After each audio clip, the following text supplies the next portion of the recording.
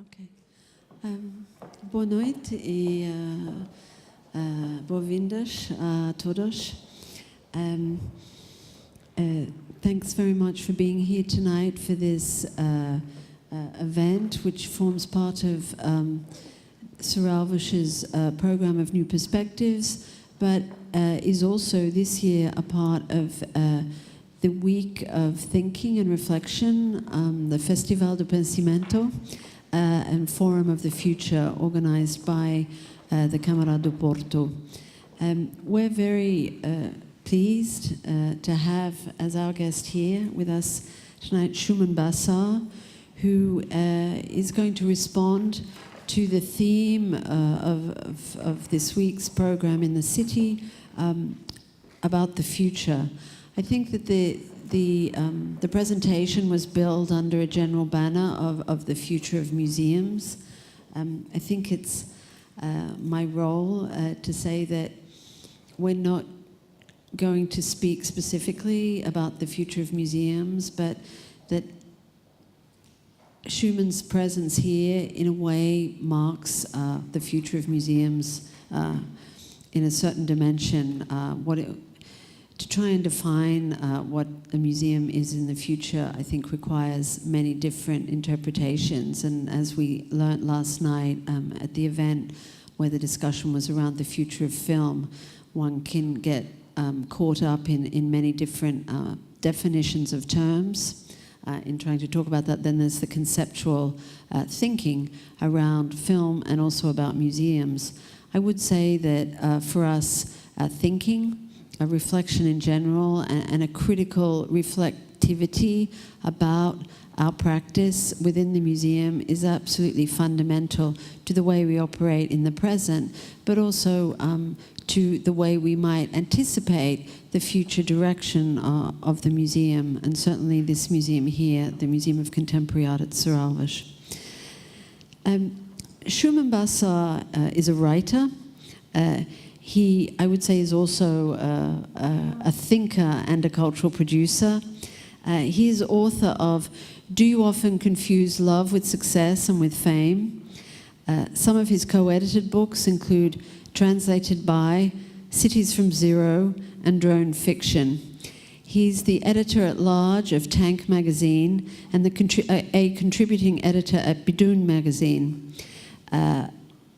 He is a director of format at the AA School, the School of Architecture in London, commissioner of the Global Art Forum in Dubai, and an advisor to the Fondazione Prada in Milano, who are building a new, a kind of museum complex there in Milan. Dubai is a city where Shumon has been spending much of his time in the last, 5 or more, last 10 years. And it is a city where his forthcoming novel, World, is set. He is also co-author of another forthcoming book, The Age of Earthquakes, A Guide to the Extreme Present, with Douglas Copeland and Hans-Ulrich Obrist, which will be published by Penguin and Todolito here in Portugal in March of 2015. Thank you, Shumon. Thank you. Thanks so much for having me here, Suzanne. Thank you to everyone here at Saral, and thank you for coming this evening. Just a little warning that the way that the talk will proceed this evening follows the logic of an algorithm. Algorithm is definitely one of those words that we didn't hear about even 3 years ago, certainly 5 years ago. But algorithms are slowly taking over our lives, whether we know it or not. And so this evening, I've sort of thought about what might happen if I put the word future into my memory through a kind of algorithm, what will come out at the other end. So for those of you who are hoping for or expect concrete conclusions, disappointment management alert, there won't be any. I'm going to sound like a less competent version of Google, but thank God that the actual Google exists in your pockets, and I urge you to complement whatever I say with whatever Google has to say throughout the whole talk. And I want you to remember this word, Stuart, because you have access, hopefully, to the device in your pocket and in your palm, which I won't for the next 30 minutes. It means that you are more Stuart than I am. Okay, so remember that word, because you're definitely more Stuart than I am for the next 30 minutes. One of the certainties that people in the past had that we no longer have was being able to believe in the future. Before those people, there were other people who didn't really care about the future very much, unless you count tomorrow as the future. Getting through today was enough. There was no entitlement to a long life. The future was not something that was inevitable. Death could come as suddenly as a sparrow or a spring shower. And before those people were different kinds of people who didn't see the shape of time as a line that progresses forward from here to there, from me to the horizon line. Time was circular, infinitely regressive, or recursive. It gained its meaning through repetition and through reenactment. Seasons, harvests, sunrise, moons. Time was finite. It was limited. Everyone lived the same time at different times. Chronophobia, the fear of time, wasn't yet an epidemic. So I'm sitting here. It's nearly the end of 2014. Soon it will be 2015, or if you're a Muslim, it might be 1436. If you're Jewish, it will be 5,776. The number will go up a digit, and it will make this year the past. By simple mathematical deduction, we will move into the future. But in truth, we won't, because the future stopped happening a while ago. Those who speak of the future the way our ancestors did a century ago, they do so with a great hypochondria of the heart, indeed, a nostalgia for the future. In this book on the left, which I really recommend, by Svetlana Boym, she reminds us that there was a definition of nostalgia in the 15th century, and it meant a hypochondria of the heart. It's an extremely beautiful term, a kind of imagined, an imagined malady that the heart had for something that was already lost. On the right here is a painting of J.G. Ballard. Some of you may know him, some of you may not. J.G. Ballard was, I think, one of the most inventive, imaginative novelists and short story writers from the 20th century. He was active from the late 50s until his death in 2009. And in this book, which I also really recommend, which is a set of complete interviews with J.G. Ballard called Extreme Metaphors, Simon Sellers writes in the introduction, quote, he says, arguably, Ballard's most striking interview is the one that he gave to Carol Orr in 1974. Although still regarded as primarily a writer of science fiction, Ballard was distancing himself farther from the genre. As a writer of science fiction, his ostensible line of work was to collate the future, yet he undermines that by telling all that there is no future, that the present is throwing up so many options, so many alternatives, that it contains the possibilities of any future right now. You can have tomorrow, today, and the notion of the future as a sort of programmatic device, a compass bearing a destination that we are moving towards psychologically and physically, is rather outdated.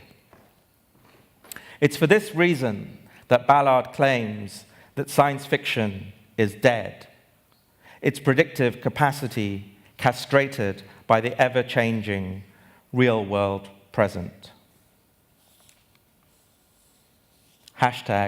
#fail. So the future, I suspect, is now a fable, a fallacy, a kind of rumor. #fail. I'm not sure that I can prove this the way that science proves the existence of atomic particles that we cannot see with our own eyes. But for the next 20 minutes or so, I'd like to share a number of sensations that I felt over the last 14 years.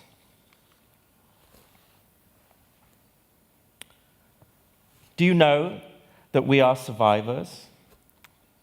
We have survived and eclipsed symbolic doom dates that have been prophesied by a number of people in the past.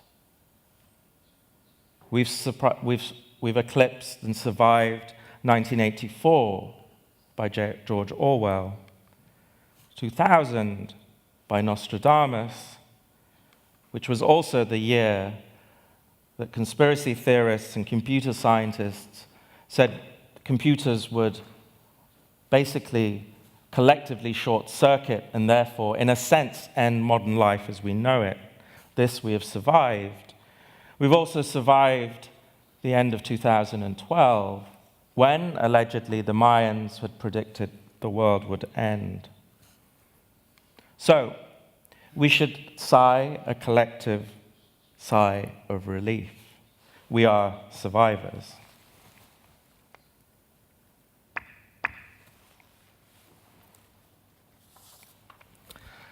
There is one date, which is just 5 years away from now, that feels especially poignant to me. And when it passes in 5 years' time, I feel that something about the future will also pass with it.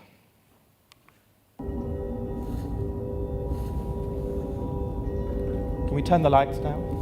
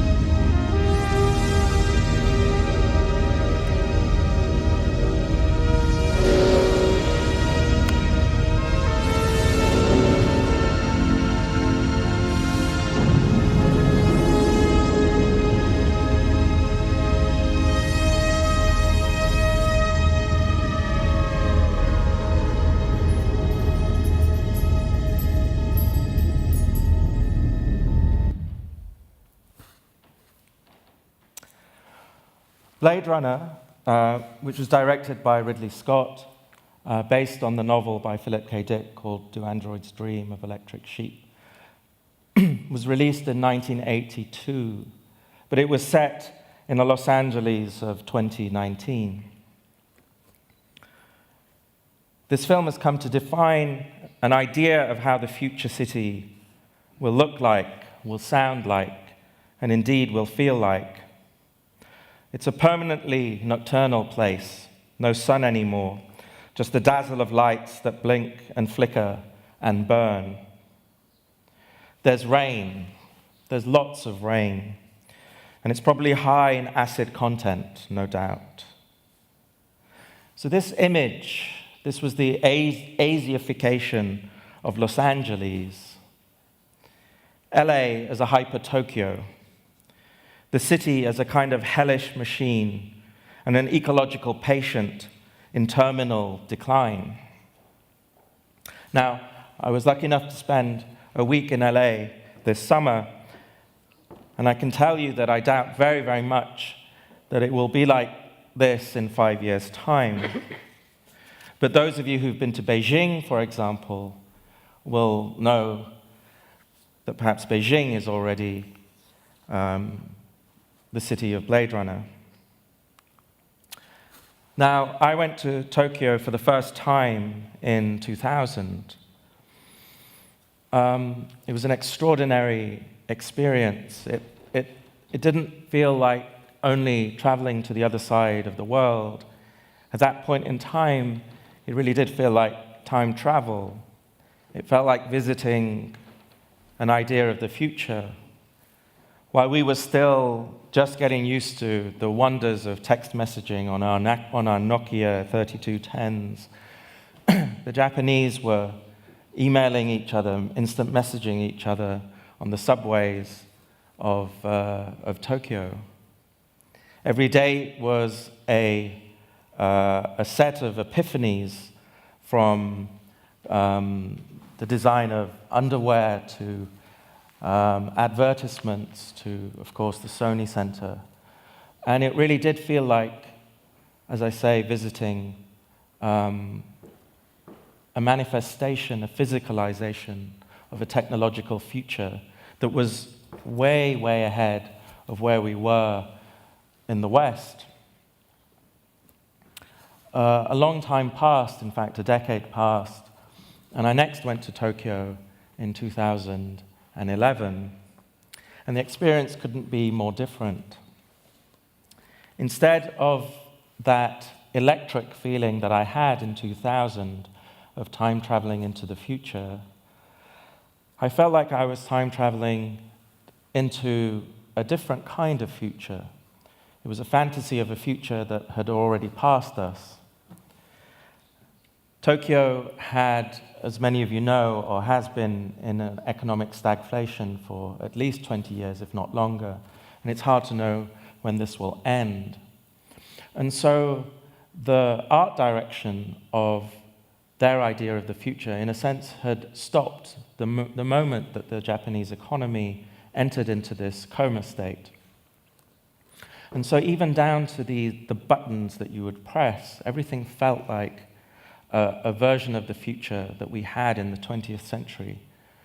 But that, to me, already felt dated.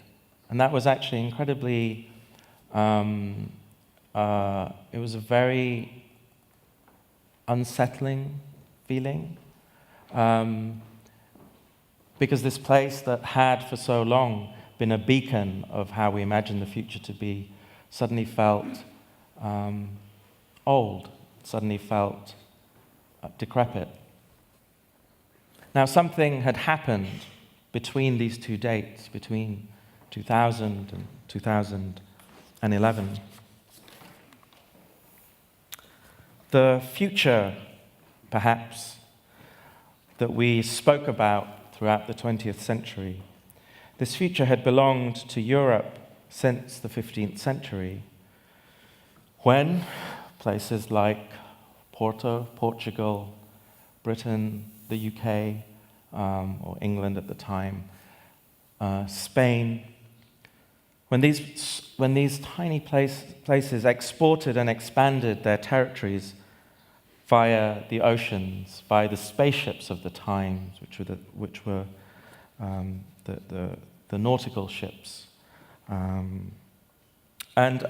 also discovered that, according to a number of dictionaries, apparently the word future, which has its roots in the Latin futuros, which means that which is to come, certain dictionaries say that this word, the future, appears for the first time in the 15th century.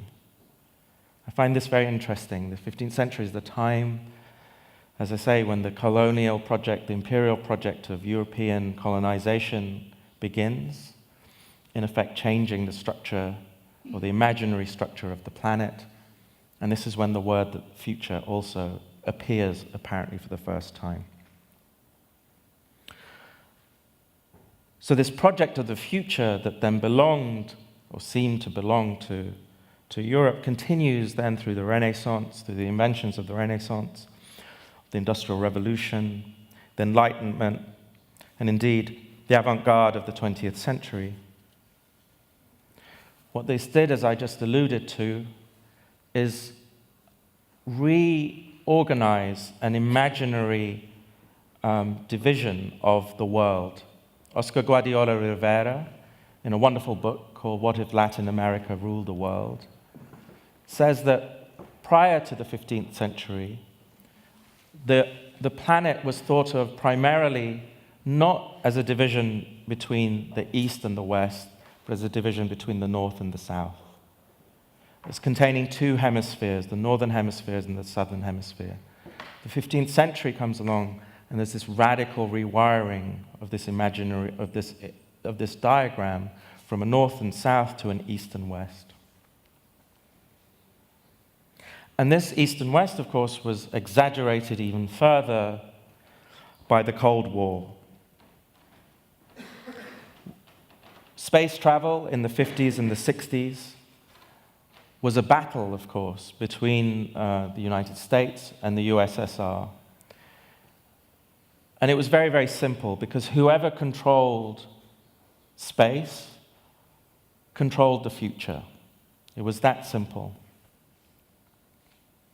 And then, a few years into the 21st century, after the fall of the Soviet Union, after 9/11, and the start of the war on terror, I felt that maybe, this 500-year story that started in the 15th century had come to a close. In 2005, I visited Dubai for the first time. This is an actual photograph of an actual project. It's photographed by Andreas Gursky, and the project is called The World. It was a development by Nakheel, which is one of the three major developers in Dubai.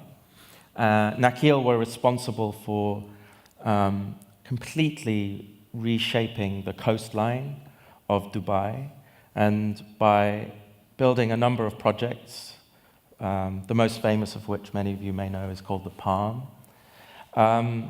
They expanded the coastline of Dubai from 150 kilometers to 1,400 kilometers of coastline. But for me, this project is really the most magical and somehow is the most symptomatic of an idea of the future that seemed to have migrated, I felt, from the West to the non-West. On my first visit to Dubai, I was taken on a boat, and will this work? And the boat started over here on the coastline and moved like this, up like this. And as we moved on this speedboat here, our guide from Nakheel narrated where we were passing. So we were passing Brazil, we were passing Peru, we were passing South Africa, we were passing Ethiopia, we passed Mexico, America, North Africa, and we ended up on a tiny island on Greenland. And on this island, they'd built one house. It was a show house. And I remember getting off the boat, stepping onto this patch of sand, and then looking back. And behind me was this skyline, which was still being constructed. So it was a combination of skyscrapers, but also importantly, cranes. And I had what was for me an incredibly important sensation, even an epiphany at that point. And it's perhaps easiest to describe through a scene in a film that many of you may have seen, which is The Truman Show. And if those of you who've seen The Truman Show, you will remember the very, very final scene in this film. Truman has been born and grown up in this environment which he believes is the real world, he believes is reality. But in fact, what Truman is living in is a huge television set, right? And it's the scale of a city. And everyone except Truman knows that this is a simulation, that this is a simulacra. But Truman doesn't know this, but he begins to suspect that something is wrong. At the very, very end, he manages to overcome all the adversities that the producer God rains down upon him.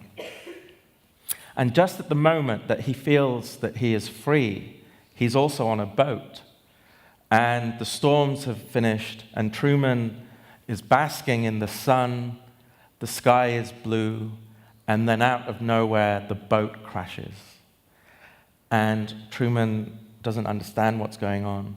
And then he realizes that the boat that he's on, the sea that he's on, which he thought was an ocean, and the sky, which he thought was a real sky, all of this was fake.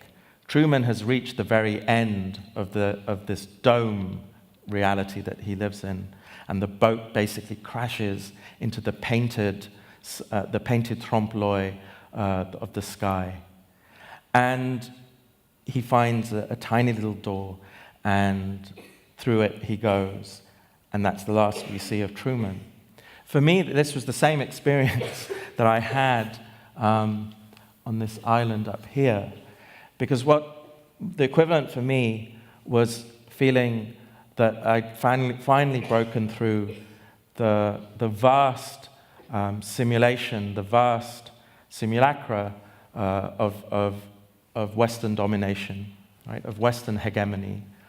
And for the first time, the West felt equally close and equally far, as did Beijing and Singapore and Mumbai and Bangalore and Lagos and Johannesburg. And it made me realize that so many of the stories that those of us who've grown up entirely in the West have been told for 500 years, this is fundamentally and has fundamentally changed. And it made me think of the idea of new centers of gravity on the planet, and that for a short period of time, Dubai became one of these hotspots, one of these new emerging centers of gravity, and I would argue there are very, very many now. A year later, I went to China for the very first time, and together these experiences of visiting these new cities gave rise to a term which I put forward, which is city from zero.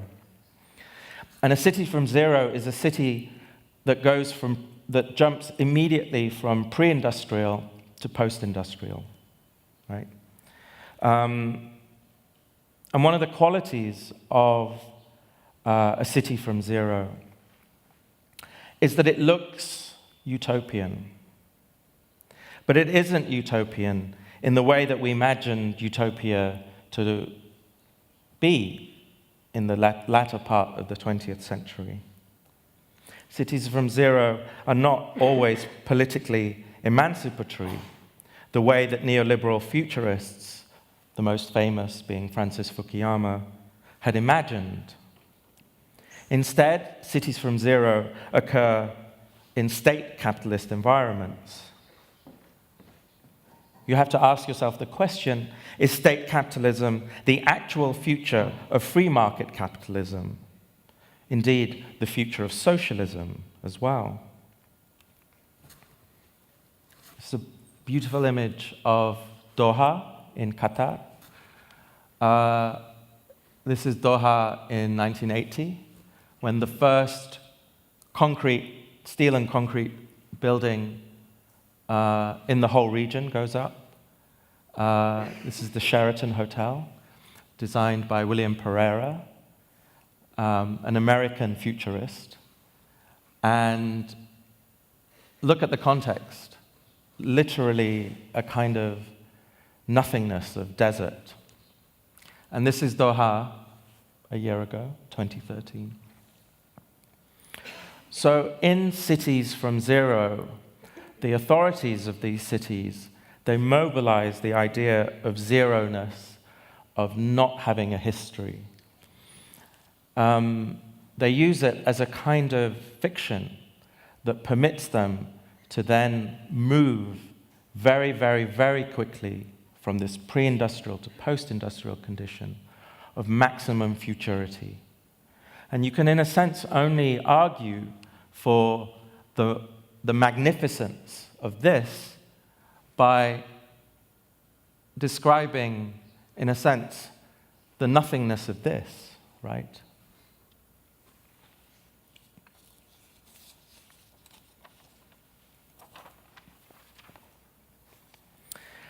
And so I became interested in historians.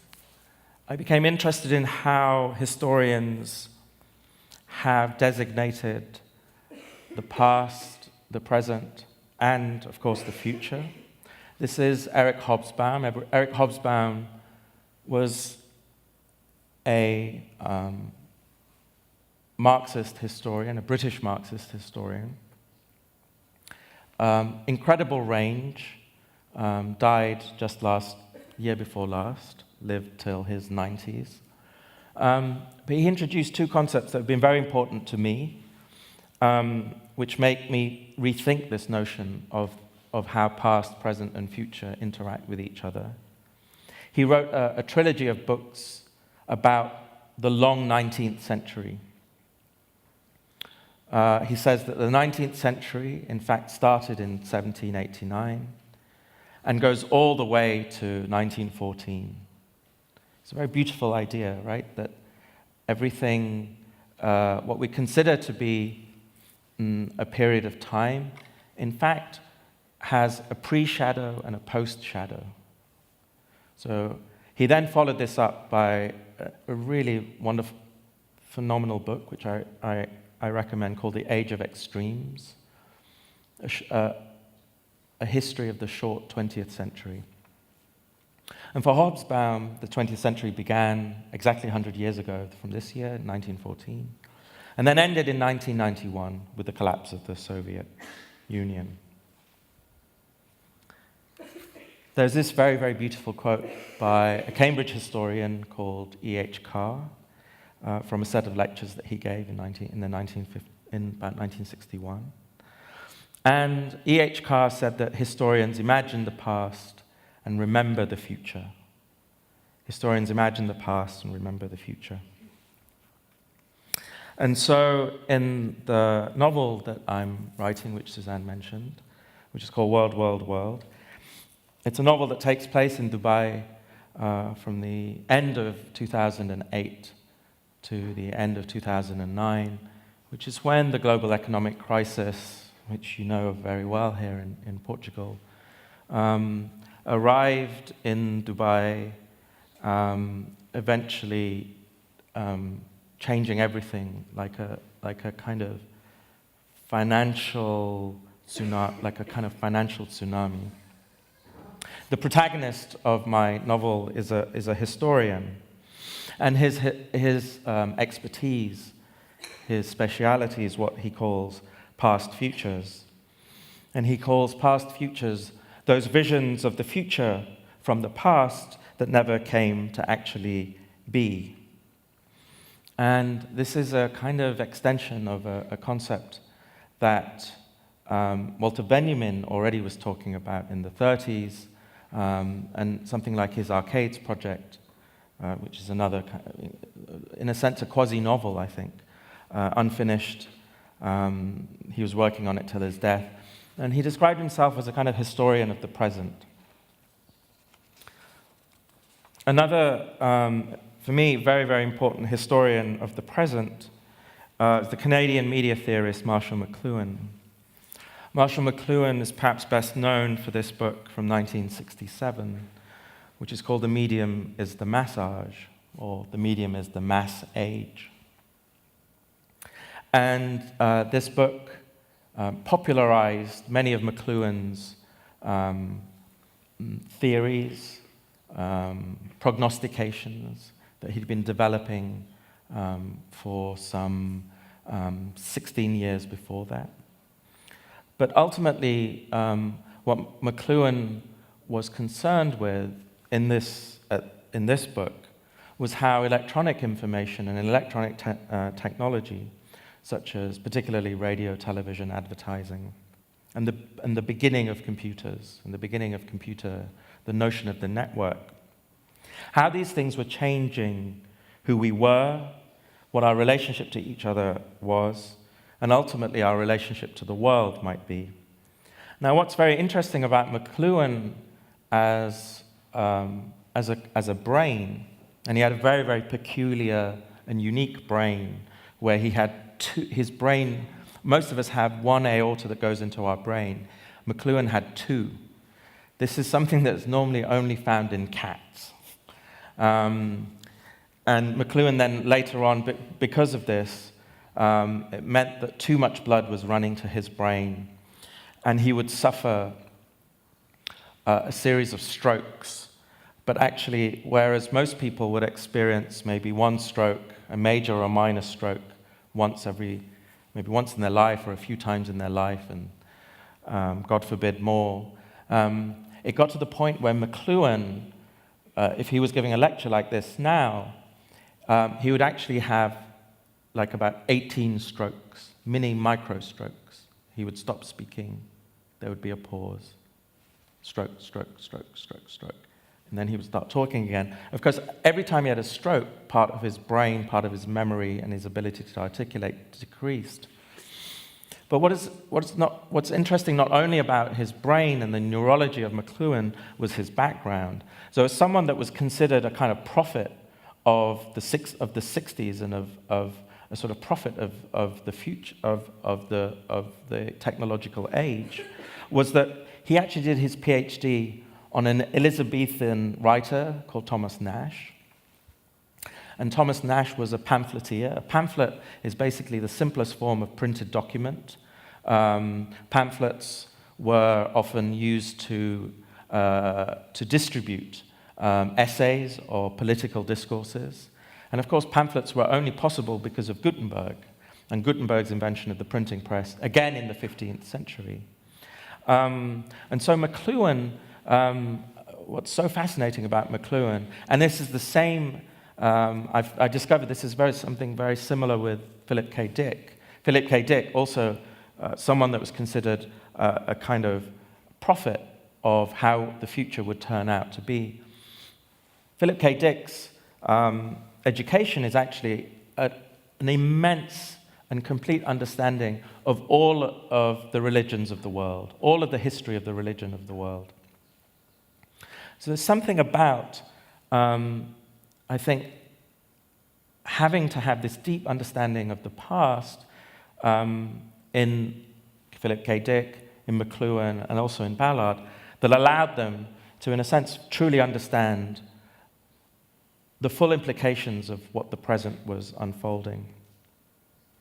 Now, I want to mention, the reason I mention McLuhan and the reason I mention the medium is the massage, is because it's the starting point of a book that I'm currently co-writing with Douglas Copeland and with Hans-Ulrich Obrist. And it's called The Age of Earthquakes, a guide to the extreme present. And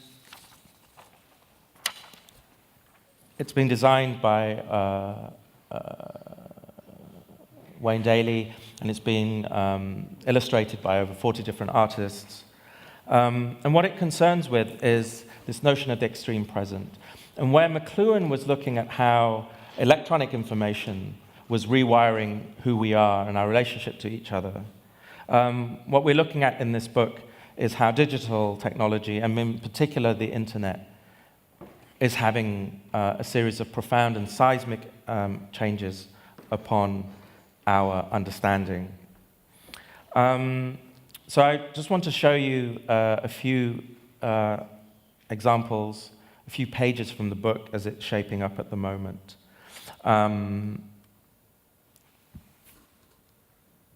So the book is written in a very kind of informal, direct address, and it's full of questions. So here's one of the first questions. Have you ever noticed that our lives are no longer feeling like stories?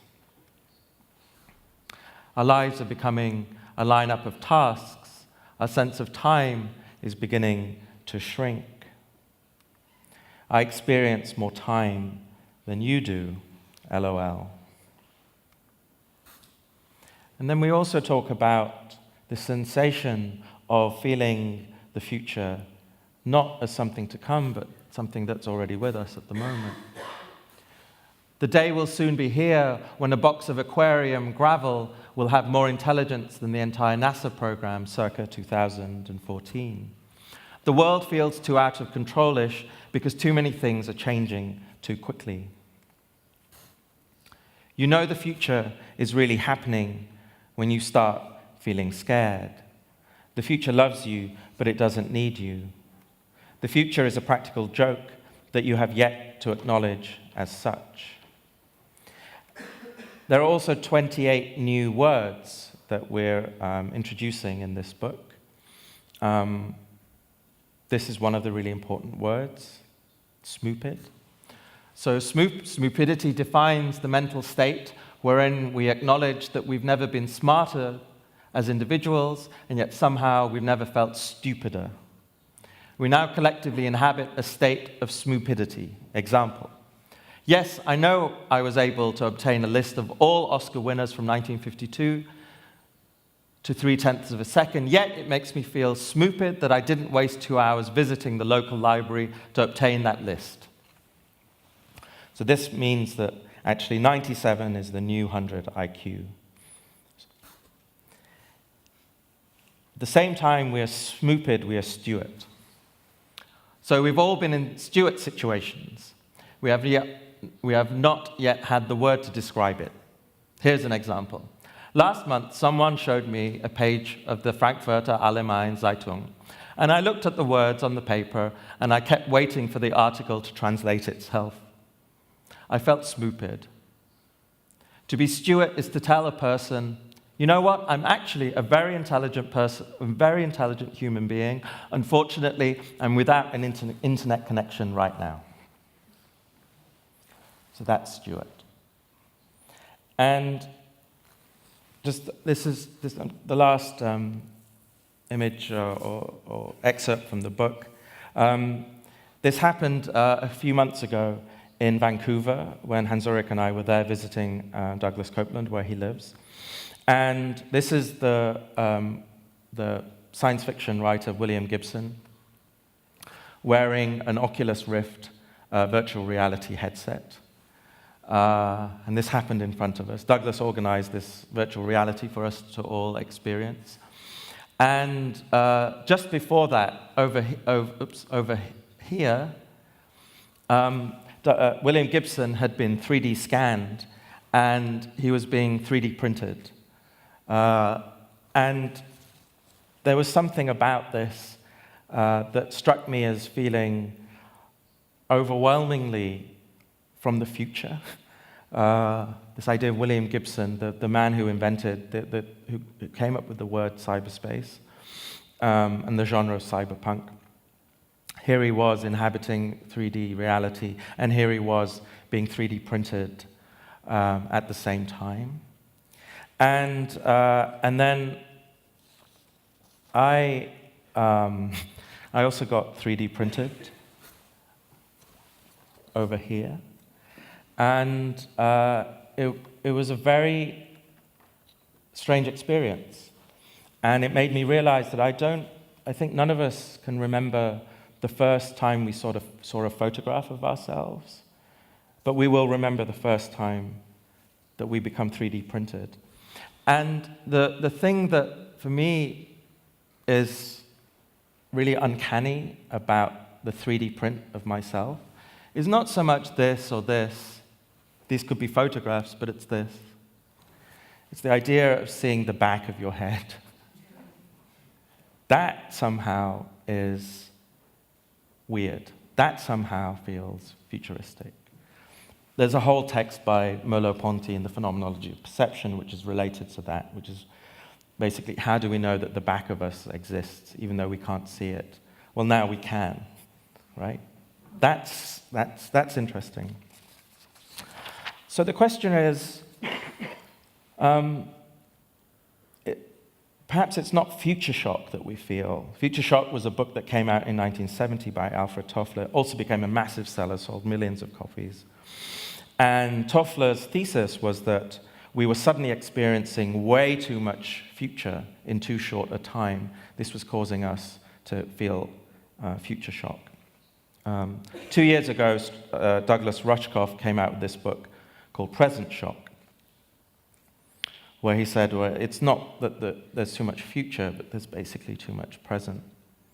And perhaps we would argue that even more than that, what we're experiencing is extreme present shock. So I'm coming towards the end here. I'm really interested in how culture begins to transmit some of these ideas, some of these sensations, particularly in popular culture. So I'm going to show how the idea of the future was framed in 1965 by Jean-Luc Godard in a film that many of you will have seen, which is called Alphaville. And look out for the very 20th century tropes of the future. Film noir, black and white. There's a notion of dystopia, which it shares with Orwell's 1984. And what Godard did in Alphaville, which is incredible, and his cinematographer Raoul Coutard did, was they didn't build a future city the way that in the Ridley Scott would have to build to film Blade Runner. They just filmed Paris in 1965, but only at nighttime. And they wanted to show how this future of a kind of dystopia, of a machine-driven, dehumanized future was already happening. C'était ma première nuit à Alphaville, mais il me semblait déjà qu'une longue suite de siècles l'avait précédée. Pourquoi les gens ont l'air tristes et sombres? Vous posez trop de questions, Monsieur Jones. Quelque chose ne tournait pas rond dans la capitale de cette galaxie.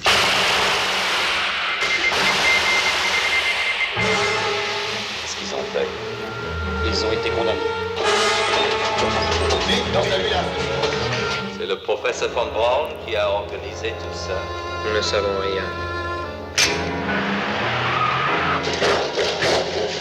Vous menacez la sécurité d'Alphaville. Je ne trahirai jamais les pays extérieurs. Dès que je suis avec vous, j'ai peur. Vous avez peur de quoi? Les hommes de votre espèce n'existeront bientôt plus. Vous allez devenir quelque chose de pire que la mort. Vous allez devenir une légende, monsieur Lemikoche.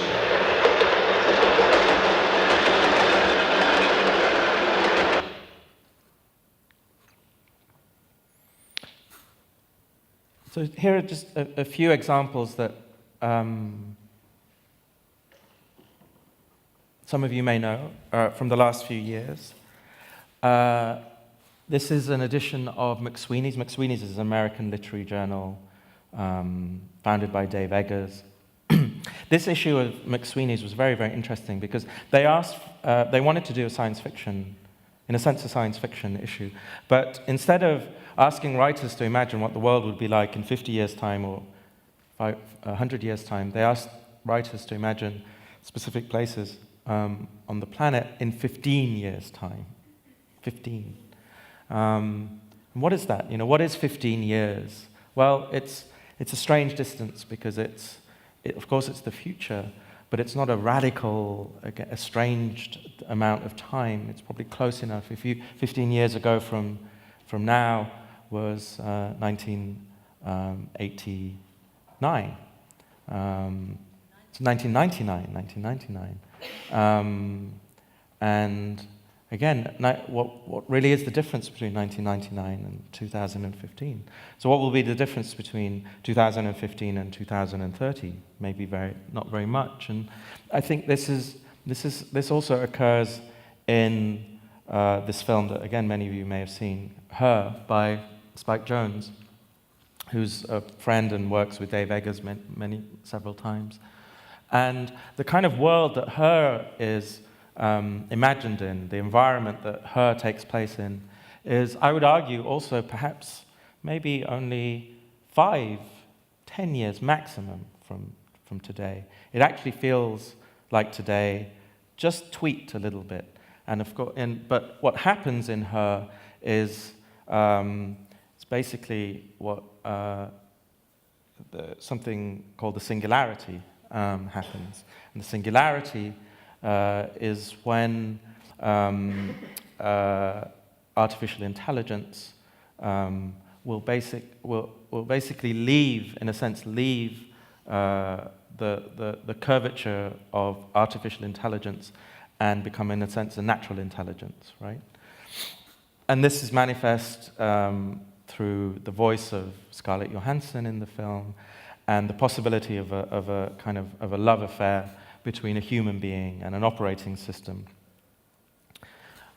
This film, which came out a few years before that, I would argue is also taking place in this kind of near present. It's called Another Earth, really beautiful film, made on a very small budget, and postulates the idea that suddenly one day we discover another, basically a doppelganger version of Earth, and where everything that exists on this Earth also exists on that Earth. The art direction of it, again, is just like today. It's not some crazy idea of the future. And the last example, which brings us to the present moment, is this film by Laura Poitras on Edward Snowden called Citizen 4. And if you watch it, it's a very strange experience. For me, it's a very strange experience because it's using the documentary format. The documentary format is usually about something that happened in the past, but this is a story that is still happening now, you know. So I would argue that it's not the past, it's like the recent present. And the end of the film, in a sense, is still happening to us now. And again, bringing us right to the present moment, I think anything else that deviates from that pretends to present the future like this film Interstellar does, is a kind of historical drama now. It's a period piece, and therefore, I think, also deeply nostalgic of an idea and an image of the future that, frankly, has gone away now. At the same time that this film, the Chris Nolan film, came out, we managed to land on a comet millions of light years away from here, you know? This is not science fiction, this is what's happening right now. So to end on, I actually want to bring up this notion that I discovered in this very beautiful quote by Michel Bakhtin. And he says that nothing conclusive has yet taken place in the world. The ultimate word of the world and about the world has not yet been spoken. The world is open and free. Everything is still in the future and will always be in the future. It's very, extremely beautiful. To go back to Google, I asked Google yesterday what the future is. And so yesterday, the future is wild, the future is now, and the future is unwritten. We just tested this on the Portuguese version, and it gave different answers. And one of the answers was, the future is Mac. So the influence of Apple is much stronger, for some reason, here in Portugal. And I think the future is also food. Something that I will do is ask this question to different search engines. Again, that tells us something about who we are today, right? But the very last word I will leave to James Ballard.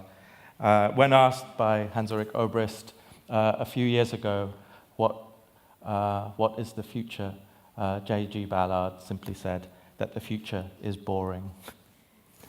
Thanks very much. Thank you.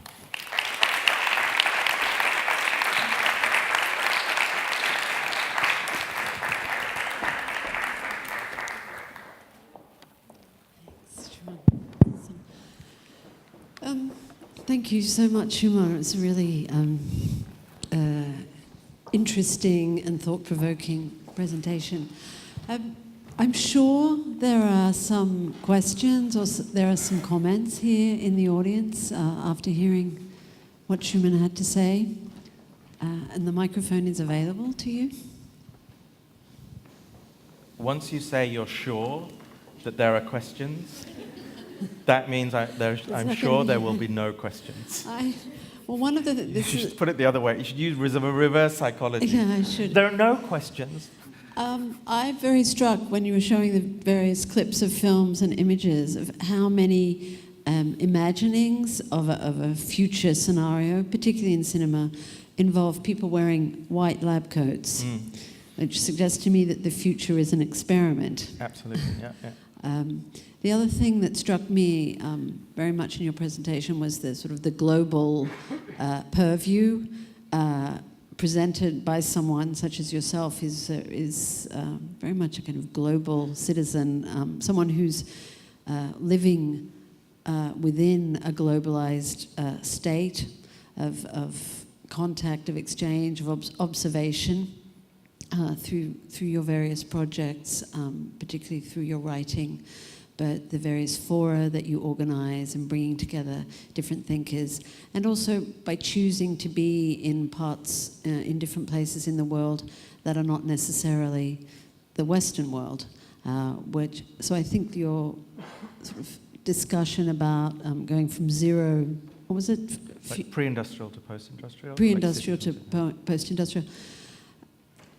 When you look at that image of Qatar and the change, which you can also see in most of the other Gulf states, you can see archival images of just nothing happening, or very small fishing or pearl diving settlements, and then suddenly these sort of incredible images of what we might imagine, or what someone, the city planners or the rulers of these places, imagine to be a city of the future for their citizens.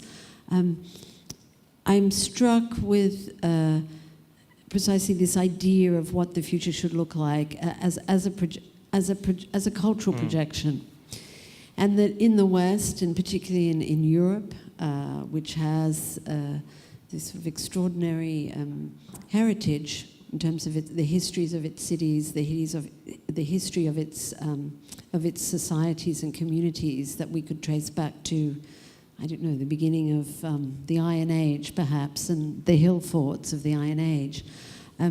It's very strange, and sometimes I think from the European perspective, it's very easy to look down on what is happening in these other parts of the world. I was recently with a colleague in Luanda, in Angola, where you see a similar sort of transformation, where the glass tower really is the totem of being it's modern. It's a city of the future, but it's also like a blason. it's a badge of pride, really, to say that we are moving forward, and our vision of that moving forward takes this particular urban and architectural shape, which also reflects a particular economy, which we can say a kind of neoliberal, globalized capitalist economy.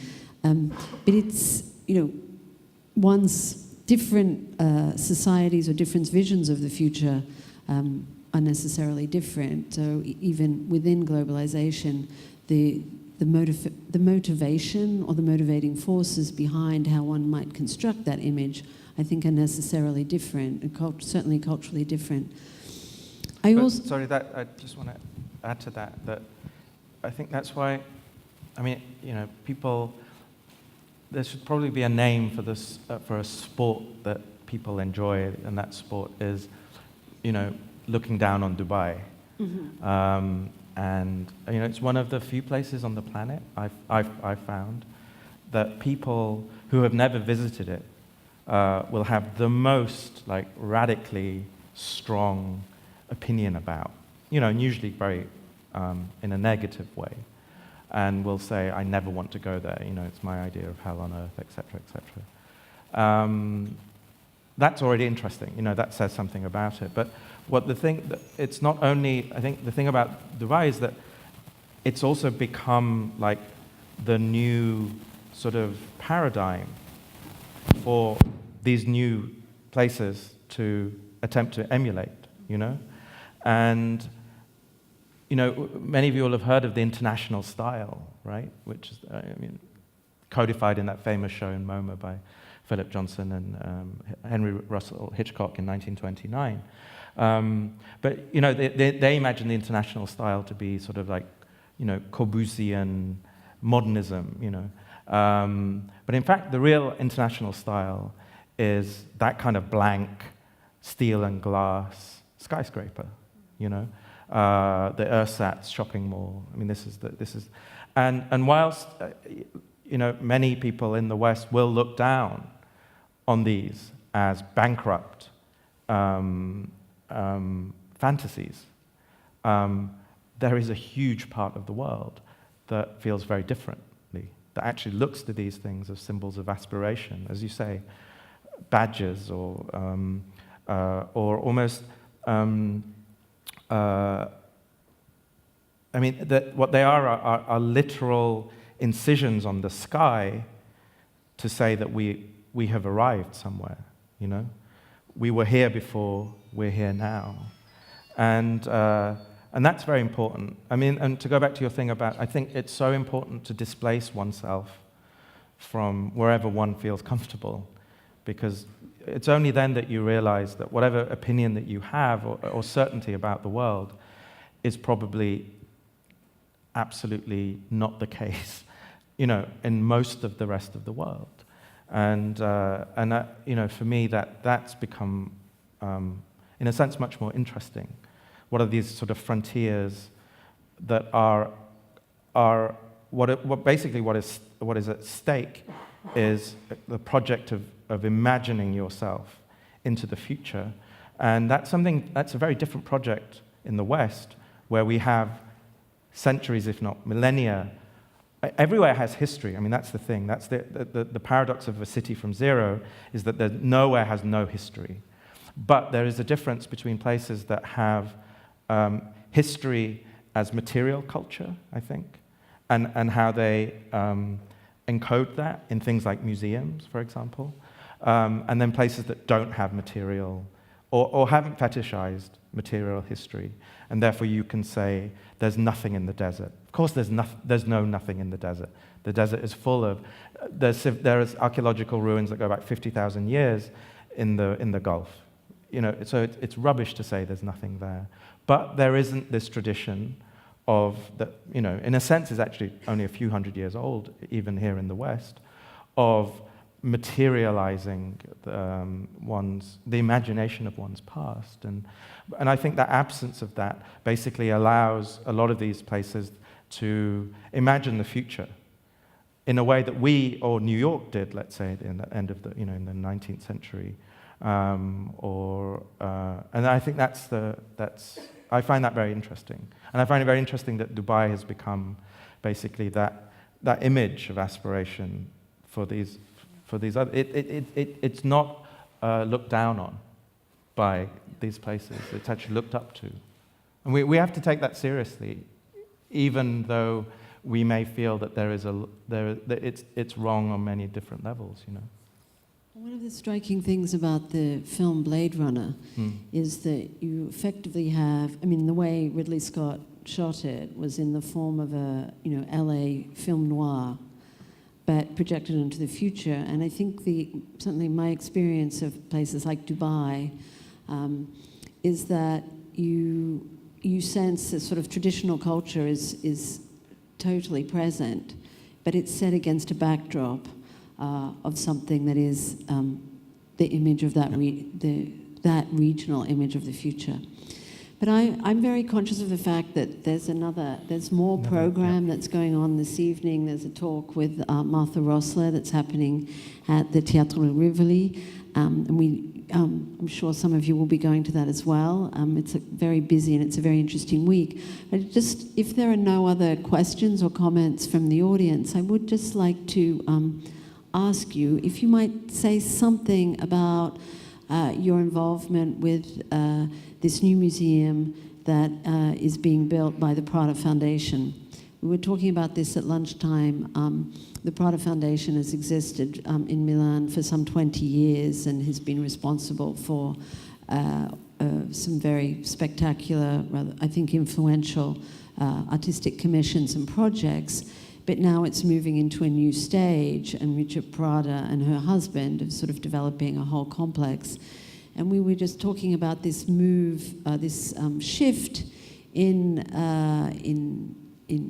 the world of museums, whereby private individuals and the foundations that they establish are now assuming the same physical status as a museum. They usually have a lot more funds at their disposal, but we think of the new the LVMH Center, Art Center in Paris, designed by Frank Gehry, that opened last month. We have the Luma Foundation, which is a work in progress in Arles in Paris at the moment. Where else were we talking about? There's a lot of them. And we were sort of talking about it resonates or echoes a little bit our understanding or our knowledge of the history of the Carnegies and the Gettys and the Mellons in America in the late 19th and the early 20th century. So some kind of establishment of a new model that is also beginning to populate our world and the world of museums, particularly in the realm of contemporary art, that is accompanied by biennials and the art fairs, the commercial art market, among other. So I just, perhaps, given that we are here in the Art Museum, it would just be interesting to hear what you have to say about that. Are we okay?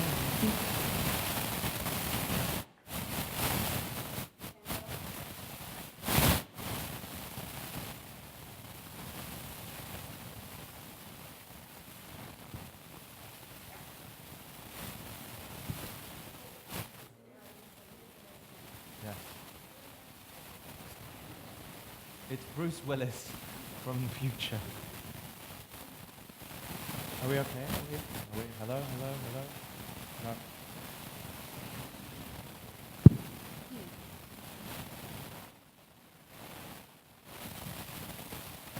Should I just use this? Hello? That's fine.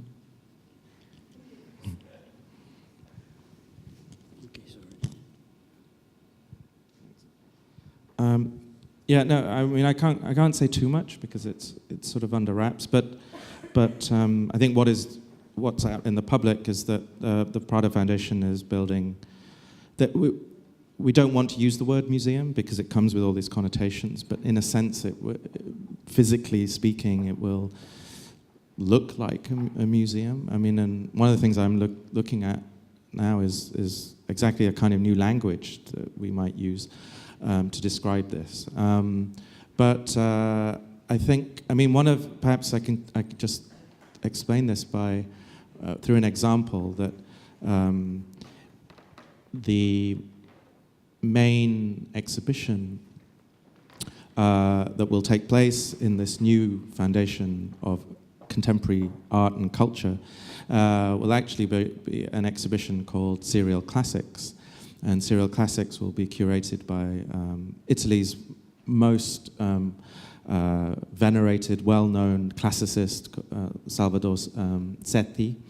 And what he will do in Serial Classics is show how Roman figurative sculpture emerged through a set of sophisticated copies of Greek figurative sculpture. So he's going to show how the discobolai went from ancient Greece to ancient Rome, and I think this says a lot about the idea of I guess something I was alluding to hopefully in my talk, which is that when we talk about the contemporary today, that also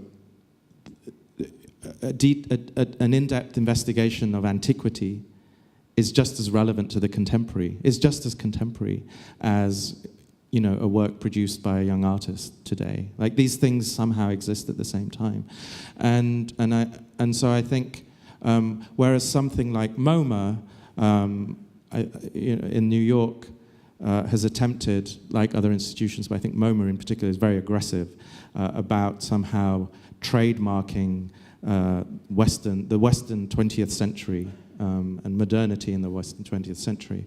I think it's a much more, in a sense, a much more complicated question.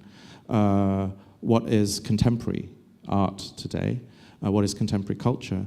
And what's exciting for me in Miuccia Prada's approach at the moment is to turn the question around and through a series of experiments, because that's ultimately what they're able to do. I think rethink this idea of the contemporary of contemporary art and contemporary culture as being something both deeply in the past and deeply in the future. But in a way, I think just my last comment would be, you mentioned the Carnegies and the Rockefellers, and so in a sense, many of the institutions that we consider as being public institutions actually almost always had their origins as private initiatives, and then something happened along their evolution that they seem to have become, they take on a public mandate.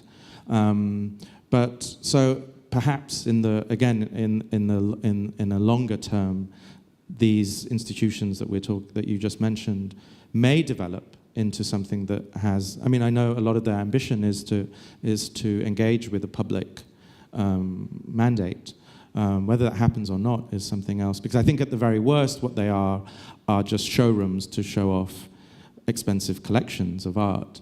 But hopefully, at their best, and hopefully that something we might be able to do in Milan is a kind of site of experimentation, I think. So. I think that's a good point to end on, just with this thinking about the public. It's, in a way, we could say that it's the public who makes the future. And that's certainly something that motivates us in the museum here, but I think in general. So we thank you, public, for being here. We hope that we might see you again for some of our events that we have going on this weekend.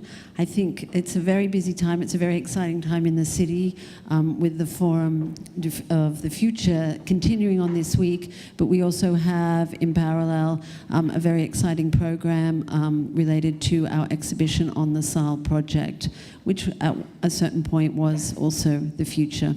So the past is the future is the present. Thank you. Thanks very much. Thank you, Shumon.